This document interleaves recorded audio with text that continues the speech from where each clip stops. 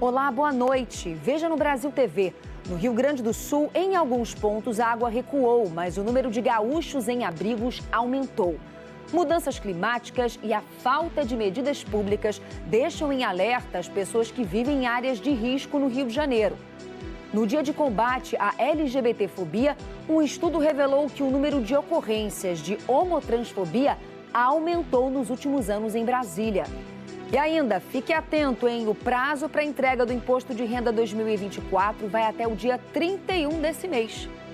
Sexta-feira, dia 17 de maio, agora no Brasil TV.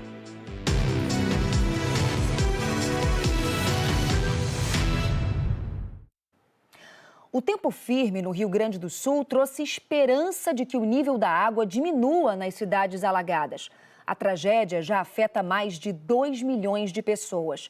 Nesse momento, 618 mil pessoas estão fora de casa em várias cidades. 154 pessoas morreram e 98 estão desaparecidas. Os rios que desaguam no Guaíba seguem em tendência de queda, mas os rios dos Sinos e Gravataí ainda estão acima da cota de inundação. O Lago Guaíba caiu cerca de 30 centímetros de ontem para hoje, o que deve ajudar os rios a seguirem em queda. Os rios Caí, em São Sebastião do Caí, e o rio Taquari, em todo o vale, já estão abaixo da cota de inundação. Inclusive, no Vale do Taquari, onde a água do rio já baixou muito, agora o foco é no trabalho de limpeza. Tudo por aqui está tomado por lama. Casas, carros, ruas. A região metropolitana da capital segue embaixo d'água. De ontem para hoje, pouco mudou. A água até recuou um pouco em alguns pontos isolados, mas ainda não há condições para iniciar a limpeza das casas e das ruas. Na base aérea de Canoas, segue grande a movimentação de doações que estão chegando no Rio Grande do Sul. 21 aeronaves ainda estão no estado. Caminhões dos Correios também estão ajudando na distribuição para as cidades atingidas. 240 mil pontos seguem sem energia elétrica no Rio Grande do Sul, somando as áreas atendidas pela CE Equatorial e a RGE. A boa notícia é que em áreas rurais entre a região metropolitana e a região carbonífera, que antes estavam alagadas, agora dá para perceber que o volume de água está reduzindo. Em São Jerônimo, o rio Jacuí já baixou bastante, mas ainda tem bairros alagados, principalmente os que ficam perto da margem do rio. E agora aparece a destruição. Veja essa casa que ficou em cima de outra. Essa ficou virada de lado. Em Porto Alegre, ainda há bairros inteiros embaixo d'água. A região do acesso à capital, o Cais, o Sarandi, o Humaitá, na Zona Norte, pontos da Zona Sul e também o Centro Histórico. O número de pessoas em abrigos aumentou de ontem para hoje. Agora são 78.165 gaúchos em 875 abrigos públicos. E a perda da safra do arroz no Rio Grande do Sul traz impactos para os comerciantes de outros estados. Em Sergipe, por exemplo, o Procon está fiscalizando estabelecimentos para evitar abusos nos preços. A equipe do Procon já passou por 12 supermercados. A fiscalização está de olho nos preços do arroz, entre outros itens da cesta básica, como o feijão e óleo. Notícias falsas têm levado muita gente a comprar mais arroz, com medo de o preço subir ou do desabastecimento por causa da situação de calamidade no Rio Grande do Sul. Lá é de onde vem a safra da gente para cá, né? Então nós aqui temos que prevenir porque lá a situação está muito ruim para eles, lá que está acontecendo tudo isso, não é isso? A fiscalização do Procon do estado foi para verificar se houve subida de preço sem justificativa. Verificar se esses itens já estão sofrendo alguma elevação de preço. Em razão das enchentes que está acontecendo lá no Rio Grande do Sul, todos estão atentos. E também para a gente combater essas fake news, esses áudios de WhatsApp, que eu acho que a maioria da população já recebeu, vai duplicar, vai triplicar, vai acabar. Então o Procon veio fiscalizar para verificar esses preços e vai fazer esse acompanhamento até que essa crise, pelo menos normalize, que o Rio Grande do Sul saia da crise, E é importante que o consumidor não vá às compras desse jeito, não compre todo o estoque, porque realmente se houver esse desespero das compras, não vai ter estoque que dê conta. Com a possibilidade de o consumidor querer comprar mais arroz, a Associação de Supermercados de Sergipe orienta que os estabelecimentos limitem a compra do produto. Neste supermercado, na zona sul da capital, o aviso informa que o limite é de 6 pacotes por cliente. Mas não existe previsão de desabastecimento. As marcas de arroz que estão nesta prateleira, por exemplo, são do Rio Grande do Sul e, segundo a gerência do supermercado, têm chegado normalmente. Além disso, estados do Nordeste como Sergipe, Maranhão e Piauí produzem arroz. Até agora, a fiscalização não encontrou preço abusivo.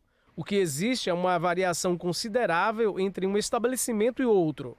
O arroz foi encontrado entre R$ 7,69 e R$ 10,99. Nos estabelecimentos comerciais que nós encontramos um valor muito elevado, esse estabelecimento vai ser notificado para que apresente as notas de compras dos meses passados e a gente consiga identificar se realmente ele comprou mais caro, se está faltando, qual a justificativa. O que não pode, o que é uma abusividade, é levar sem justa causa. As mudanças climáticas e a falta de medidas públicas estão deixando em alerta as pessoas que vivem em áreas de risco.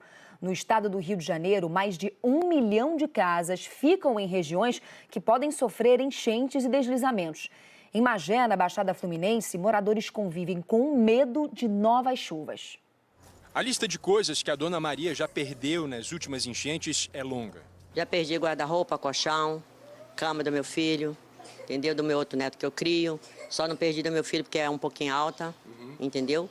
Mas toda vez que chove, alaga. Ela é moradora de Magé, tem um filho com deficiência e já pensou muitas vezes em se mudar para tentar fugir dessa situação. Só que não tem condição de pagar um aluguel, né? Porque cuidando de um filho especial, eu gasto muito com ele. Ele só ganha um salário, então eu não posso deixar de comprar as coisas dele para pagar aluguel, entendeu? Na região metropolitana do Rio, o município de Magé é o que tem o maior número de casas em áreas de inundações. É o que aponta um relatório da Associação Casa Fluminense. São 73 mil casas, o que corresponde a 66% dos endereços da cidade. Mas aqui no bairro Bongaba, essa porcentagem é ainda maior. São 136 domicílios e quando chove mais forte, todos alagam. Fica uns 4 dias, 5 dias. 5 dias até baixar. Até abaixar. Você já perdeu muita coisa? Muita coisa. Perdi porque como eu trabalho lá para baixo, às vezes eu ganho algumas coisas e vou reformando, entendeu? O bairro foi erguido uma década atrás, numa área pantanosa entre os rios Tibira e Caioaba. Não tem rede de esgoto, infraestrutura, não tem cidadania. Tá aí, ó, nosso lixo aí, esse galão não suporta, o esgoto tá aí a céu aberto, entendeu? Precisamos muito de saneamento básico. O relatório aponta ainda que 1 a cada 5 domicílios da região metropolitana estão em áreas de risco de inundações, o equivalente a pouco mais de 1 milhão de endereços, a maioria no Rio e Grande Rio.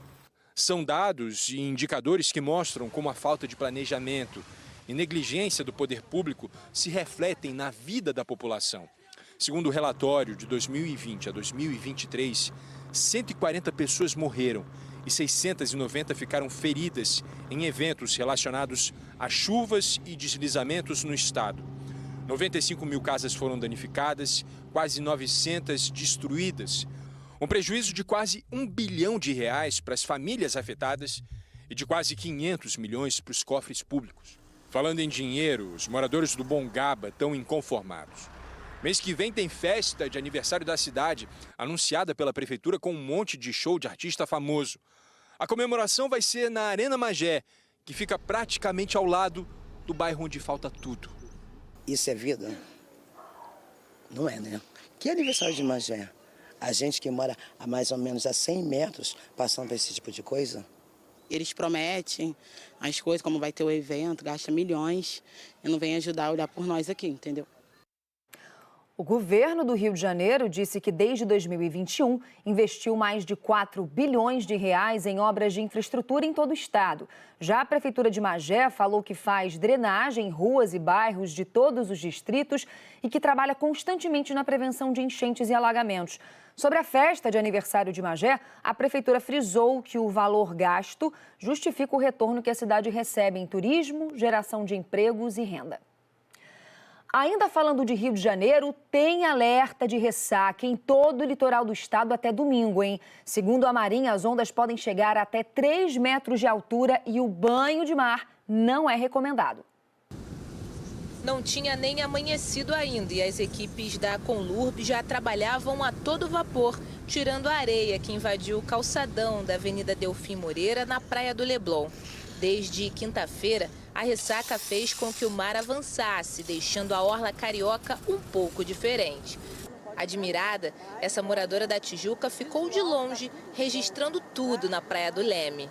Isso aqui é lindo, olha que coisa maravilhosa essa pedra linda. Só fazendo imagem, né? Porque não dá para mergulhar. Eu trouxe essa bolsinha aqui, bolsinha térmica, que aí a gente joga água no corpo e volta, porque é perigoso. Com 30 anos de praia, o seu Mário já sabe o caminho das pedras. Apelou para a engenharia carioca. O mar está muito agitado, então a água está subindo. Então eu provisei uma barreira que é para diminuir pelo menos o impacto da água para não entrar na nossa barraca, né, no caso, né? A bandeira vermelha sinaliza que nesse período o banho de mar não é indicado. Só que tem gente que se arrisca. O helicóptero dos bombeiros percorreu a orla da Zona Sul ao longo da manhã, monitorando principalmente os surfistas. Por segurança, o caminho dos pescadores no Leme ficou interditado. O jeito foi registrar a visita de longe mesmo. A gente fica aqui, respeita, né? É importante que todo mundo respeite esse caminho que está fechado, para ninguém ter problema e não se acidentar lá, né? Mas daqui a foto também fica bonita, a gente consegue levar o registro para casa. Desde o início do aviso de ressaca até a manhã de hoje, os bombeiros contabilizaram 27 resgates no mar em todo o estado do Rio. Enquanto os banhistas ficam só na areia, a equipe da varrição continua a postos na Praia do Leblon. Na Bahia, a polícia apreendeu mais de 45 mil metros de fios de cobre que pesam 11 toneladas. O material estava num depósito da periferia de Salvador. O Felipe Costa tem os detalhes. Olá, Felipe. Olá, os mais de 45 mil metros de fios de cobre pesam 11 toneladas e estão avaliados em R$440 mil. O material foi apreendido em um depósito na periferia de Salvador. Segundo a Polícia Civil da Bahia, essa é a maior apreensão no país esse ano. Os rolos eram de cabos de operadoras de telefonia. No local não havia nenhum responsável e as investigações continuam para identificar os envolvidos. Segundo a polícia, a Bahia é o segundo estado do país onde mais acontecem casos de roubos de fios de cobre. Só fica atrás de São Paulo. De Salvador, Felipe Costa, para o Brasil TV. A greve dos institutos federais já passou de um mês. No sul de São Paulo, a expectativa é para um acordo com o governo federal. Mais de 100 pessoas que trabalham na unidade de registro estão de braços cruzados. Com isso, o aprendizado de 800 alunos está comprometido. 70 professores e 41 funcionários do Instituto Federal de Registro aderiram à greve nacional no dia 15 de abril.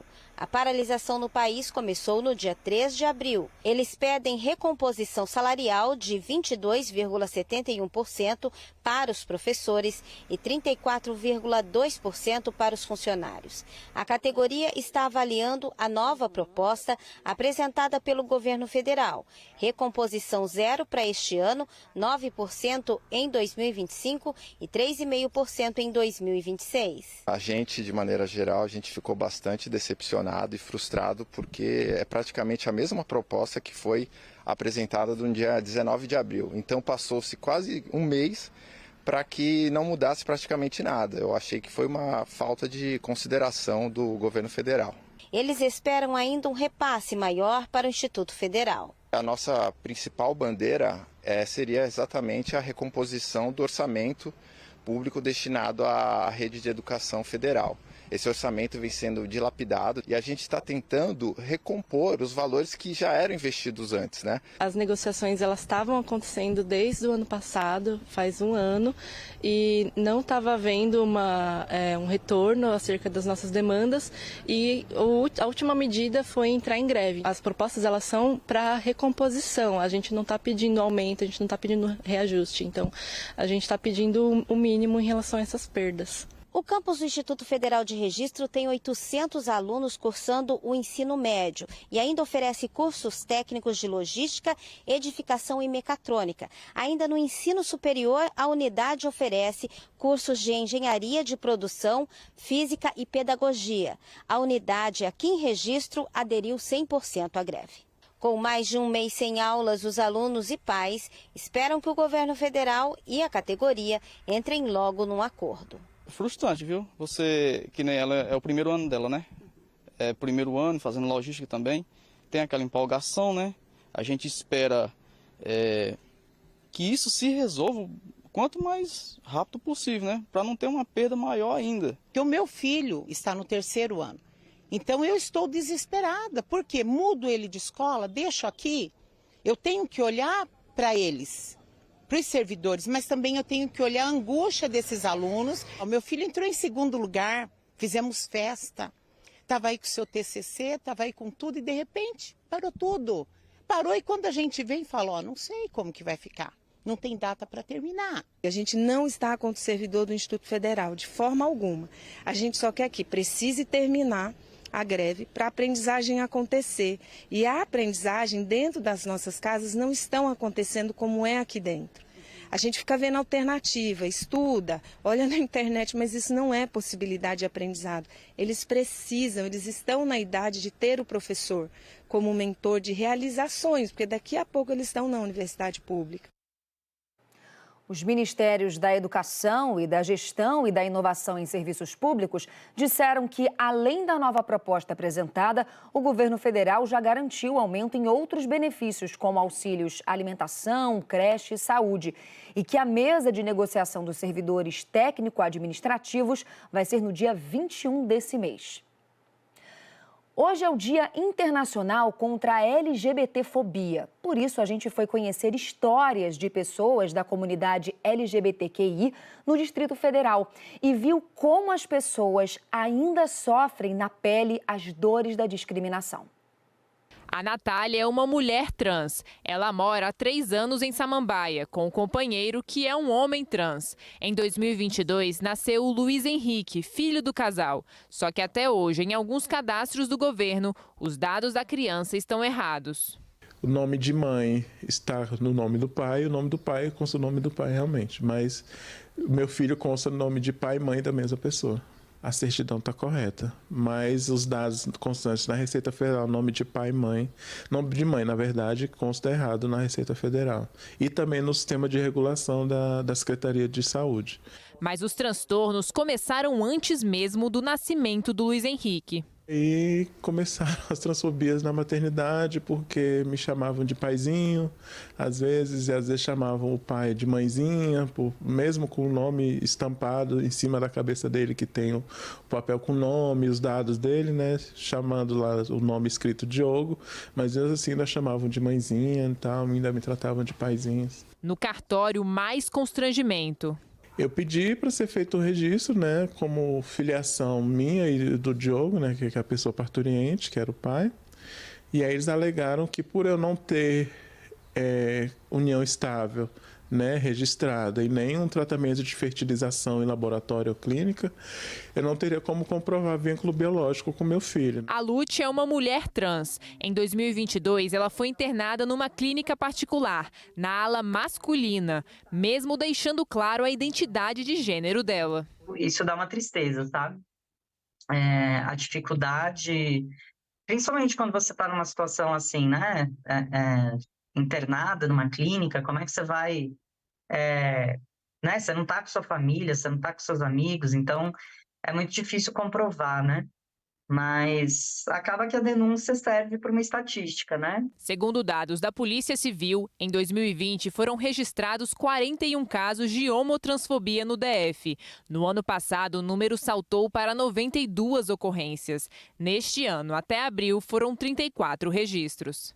Qualquer violência física, moral ou psicológica motivada pela orientação sexual ou pela identidade de gênero é crime de homotransfobia. No Brasil, por decisão do STF, a LGBTfobia é considerada crime equiparado ao racismo, inafiançável e imprescritível, com reclusão de 2 a 5 anos. A gente acredita que tem até mais casos ainda que não são registrados, porque a partir da denúncia que se observam os dados, onde esse crime está acontecendo, de que forma está acontecendo, quais são as cidades mais afetadas, qual é a faixa etária do público. Então, tudo isso é importante para que o Estado crie políticas públicas. Uma luta super importante para todo mundo da comunidade LGBTQIA+, né? A seguir, o prazo para a entrega do Imposto de Renda de 2024 vai até o dia 31 desse mês. A gente dá dicas para você.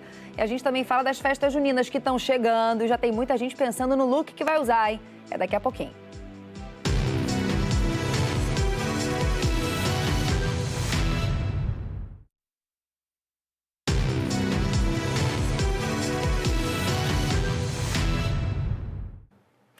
O prazo para a entrega do Imposto de Renda 2024 vai até o dia 31 desse mês. E uma das opções dos contribuintes é fazer a declaração pré-preenchida, disponibilizada pela Receita Federal.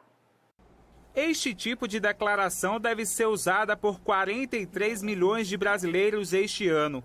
Isso é a estimativa da Receita Federal. A opção pode ser acessada pelos contribuintes no celular ou computador.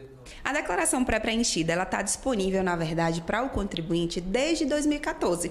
A Receita Federal ela vem se aprimorando, né? Anteriormente só podia através de certificado digital. Hoje não. Quem tem a senha do gov.br, ela consegue utilizar essa funcionalidade, inclusive em 3 canais. No próprio site da Receita Federal. Hoje também tem um aplicativo na palma da mão, né? Ali no celular, no tablet. E no governo, no aplicativo que é disponibilizado através do site da Receita Federal. Só que para fazer a declaração no formato pré-preenchido, o contribuinte precisa ter conta nível prata ou ouro do gov.br. Segundo a Receita, os dados são importados do ano anterior do Carnê do Leão e das declarações das fontes pagadoras, mas é de responsabilidade do contribuinte conferir os dados antes de fazer a transferência. Glebson conheceu a opção pré-preenchida este ano, mas se esbarrou em algumas dúvidas. Ele notou que estavam faltando informações e decidiu pedir ajuda de um contador. Eu baixei o aplicativo, sou contribuinte, né? Tentei fazer, porém não aparecia todos os dados. Estava pré-preenchido, porém não aparecia todos. Inclusive eu fiz uma consulta médica e não apareceu. Então, por esse motivo e outros em relação a outros exames também, eu preferi procurar uma contabilidade para estar me auxiliando. Dúvidas esclarecidas e uma notícia muito boa para Glebson. Como ele optou pelo modelo de declaração pré-preenchida que agiliza a prestação de contas, vai ter prioridade na fila da restituição. E é por isso que os contadores também têm iniciado as prestações de contas dos clientes nesta modalidade. O gov.br ele tem cada vez mais centralizado todas essas movimentações, envolvendo imposto de renda, também o meu INSS, ele é acessado através dessa senha do gov.br e é por isso a tamanha importância que a gente tem de você ter essa senha sempre na sua palma da mão. A declaração pré-preenchida é uma funcionalidade, inclusive, apesar de depender de fontes pagadoras, mas é uma funcionalidade que através do gov.br ela foi destravada, né? O próximo nível, como também o meu INSS. O prazo é o mesmo, né? Já viemos passando por algumas modificações em relação a prazo. O prazo oficial hoje começa a partir do dia 15 de março, vai até o dia 31 de maio. Então, você consegue fazer tanto pelo aplicativo, como de forma online, como com um contador da sua confiança, mas o período e o prazo é o mesmo. As festas juninas estão chegando e muita gente já está pensando no look que vai usar. No Recife, em Pernambuco, o movimento nas lojas de roupas e tecidos já começou a esquentar. Aos poucos, os vestidos coloridos, os chapéus de palha e os balões vão ganhando espaço no comércio. São as lojas se preparando para o São João. Falta pouco mais de um mês para as festas, mas já é possível se preparar para garantir um look bem divertido. Ana Flora tem um ateliê onde produz todas as peças vendidas na loja, que fica no Centro Comercial do Recife, no bairro de São José. São tiaras com chapéuzinho, fitas, chapéus de palha que custam R$15 e vestidos a partir de R$100. Fantasias, trabalhamos também com roupa de batizadinho, trabalhamos com diversas coisas, né? Decoração. Nesta outra loja, os vestidos chamam a atenção dos clientes. Já estão começando a procurar bastante, estão pesquisando bastante e já estão comprando também, né? Estão gostando e já está vendo que vai ser bom o movimento no mês que vem, porque esse mês já começou a vender bastante. Estão saindo bastante os vestidos. Aí é que você tem os vestidos, né? Qual é o preço? É a partir de 75, de 0 até 1 ano e tem de 120 até 10 anos. Nas lojas de tecido, a procura está maior. São costureiras que vêm em busca de matéria-prima para fazer as encomendas. Nesta loja, os clientes contam com a consultoria da estilista Luana Freitas. Ela constrói os modelos de acordo com as referências que as pessoas trazem e também oferece tendências, como este vestido, diferente do que costumamos ver. Ele foi produzido com 3 rolos de fita, que custam a partir de R$20. Geralmente pede muito vestido infantil, de quadrilha, né? Tanto infantil em escolas, quanto quadrilha também pede bastante, filó, tule de armação, né? Que o pessoal volta muito para armar os vestidos. Tem xilogravura, chita, xadrez, né? Aviamentos também, acessórios de cabeça também. Tem muita artesã que vem comprar material de aviamento, né? Para poder montar as suas peças. E, no geral, isso, camisa social também tá saindo bastante de casal, né? Tanto o vestido quanto a camisa, né? Para sair para os interiores aí, né? Que tá tendo muita festividade, né? O pessoal tá criando suas peças agora, né? E lojas, lojistas também vêm aqui comprar materiais para fazer, né? Seu estoque, né? Na sua loja, né? Criar os modelos. O Brasil TV fica por aqui. Outras notícias no Jornal Nacional às 8h30 da noite, hora de Brasília. Uma ótima noite, bom fim de semana. Tchau, tchau.